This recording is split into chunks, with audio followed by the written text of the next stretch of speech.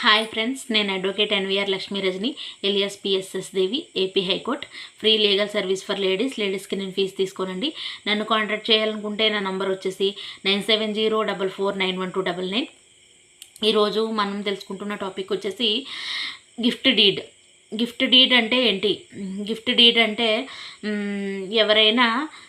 ఎవరికైనా సరే, అంటే అవతల వాళ్ళ నుంచి ధనం కానీ లేదా వేరే ఏది ఆశించకుండా, అవతల వాళ్ళ నుంచి ఏం ఆశించకుండా, అంటే దానపూర్వకంగా, అంటే దానం కింద ఎవరికి ఆశించకుండా, అవతల వాళ్ళకి ఏం ఆశించకుండా మన ప్రాపర్టీ అనేది అవతల వాళ్ళకి ఇచ్చేదాన్ని అని చెప్పేసి గిఫ్ట్ డీడ్ అంటారండి.